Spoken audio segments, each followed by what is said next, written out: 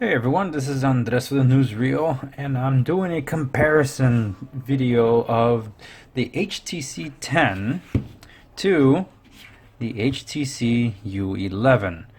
Now, those that have followed me since the beginning know that I'm a big HTC fan, so my love for HTC really took off with the HTC One M8 edition. Now, I had this both in Android and Windows version because I really loved the form factor of the all-metal build. And even all these years later, this phone is still a champ. It looks great. My screen is flawless because I kept it protected.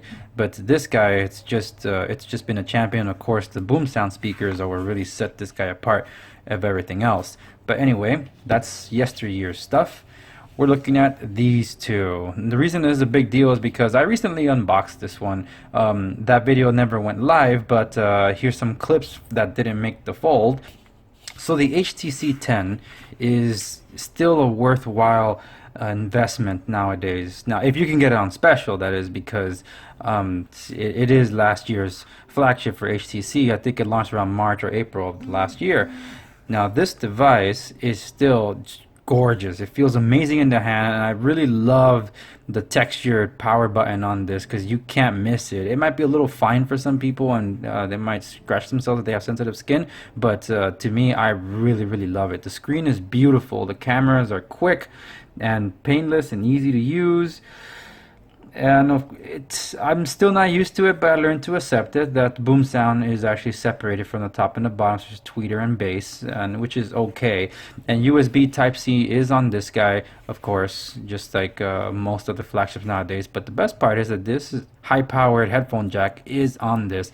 Now, one of the main differences between this device and the U11, of course, are in the cameras department. The front-facing camera is an optic image stabilized 5 megapixel shooter, and I actually prefer it to the 16 megapixel camera front-facing found on this U11 here. But anyway, back to the HTC 10. So double swipe on the screen when the screen's off, and you can launch the camera, which is pretty cool. So what sets these two truly apart, besides the designs, obviously, because we're talking about all metal here versus a glass back here. I am not a glass phone fan because of my experience with the Samsung Galaxy S7 Edge that I've already cracked twice in a year. This one has protection, the HTC Advantage. So if I were to crack the screen, I can have this phone replaced by HTC, no problem. HTC smartly removed protection for the HTC U11, and if you've seen Jerry rig everything, he didn't really high praise this phone, and that's why I have been using this phone on and off. I had some network issues on Verizon where the first 2 days it worked just fine, and the third day, out of nowhere, the SIM card wasn't reading anymore on the device. So I switched over to the HTC 10, and it was working just fine. And I took the SIM card into my unlocked S7 Edge that I got from Samsung.com, and it worked just fine. And I kept having the network issues here. Now, I didn't know there was a network settings reset feature here, which I'll show you in case you run into this issue, especially if you're on Verizon, because Verizon's not going to be of any help with this. Backup and reset. So there's this network settings reset feature where it will reset your Wi-Fi, cellular data, and Bluetooth settings, which I didn't know because I ended up completely factory resetting this device. And I'm setting it all up again. So it's like two new phones in just less than a week. And it's really frustrating for me because I hate setting up my phones, especially when I'm going from one phone manufacturer like Samsung to HTC, because they're not exactly transferring my apps, data, and settings properly. Yes, I back everything up to Google and their respective accounts, but most of my data isn't carrying over. I have to manually input almost everything and then download over 150 apps that I actually use, believe it or not, into this thing, and I have to do it again. So I am frustrated about that. But the overall impressions of this phone that I've had are the audio quality is pretty impressive. It's it is more powerful than the HTC 10 in terms of speaker output. Now the sound output through the headphones is pretty impressive, but the in-box U-Sonic headphones only work with the U11. They do not work with the HTC 10, which is a big time bummer because that means it's proprietary, and I hate proprietary stuff. I prefer between these two the HTC 10, but where things do get really different are the HTC 10 that I have is on Verizon, and the HTC U11 that I have is from HTC Direct, Android 7.0, Android 7.1.1. Reason it's a big deal is because these two batteries are the same. They're 3,000 milliamp hour batteries. Now, I was at first concerned when I heard that on a so-called flagship that this is versus the HTC 10, because my impressions of the HTC 10 battery life has not been all that fantastic. Now, these guys have been on for generally around the same time, and I actually had a lot more going on the HTC U11 because I'm setting everything up all over again. But what's been super impressive is the battery management on the U11.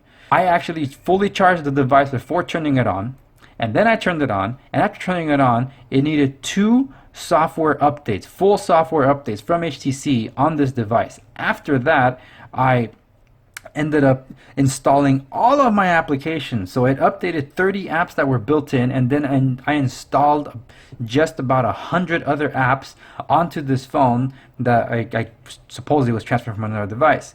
I left all of that installing, and the battery only dropped 5%, which I thought, you know what, maybe because it's new. So then I used it for 2 days, and I was very impressed with the battery management. It got me through a full day's worth of use before I had to recharge, and then by then it was like a 20%, which was really impressive because I really pushed my phones. HTC 10, I've been having to hug a wall every now and then, and look, I just dropped the percentage while we're on the video, and the U11 is still holding steady at 87. That's also a testament to this because they're both having the same brightness settings. And just the battery optimizations on the processor and Android 7.1.1 has been very, very impressive. So I'm a big fan of the U11 in that department. What's really eating at me though is that it's just a much bigger phone. I am not a fan of big phones, especially the bigger they are and the more slippery they are. Holy smokes, when this thing lands on the floor, what's that going to happen to all this beautiful glass? I am not looking forward to that, whereas this guy is taking a couple of beatings and you won't find a nick on it, which is really amazing. But then again, the HTC 10 is considerably heavier than the U11. When my case arrives from Spigen, I'm sure it will make this thing a lot easier to use. The only concern is that now I won't be able to see this because I have a black silicone case I got for it, and it's just going to cover the whole device up. This one I'm comfortable carrying with and without cases, which I also use Spigen. I'll leave the link to the description down below if you want to check out their cases at spigen.com. And of course, the gimmick, the squeeze. I actually use it. Now it is pretty cool that you can squeeze to take a picture, record a video and such. It's just that every time you squeeze, unless you're super steady, which is, wow, that'd be pretty impressive, you're still going to get like a blurry shot or some jello effects on certain things like your pictures or videos at the beginning and at the end when you're stopping it from recording and such. Now, regarding the camera, you can still have some squeeze functions here where you don't have to just squeeze once and take a picture. You can squeeze and hold, and then you can swap cameras, which is really cool. So then squeeze and hold, and you swap cameras from front and back. So that's really cool. Well, you have to pardon me with all the noise. This is one of the only opportunities I have to record. That's why I've been behind on my videos. And of course, I can't control the ambient noise going on in my home office that I'm at today. So I wanted to just take advantage to share my thoughts. These are my impressions of the HTC U11 compared to the HTC 10, and with a cameo by the HTC One M8 that I so love still to this day.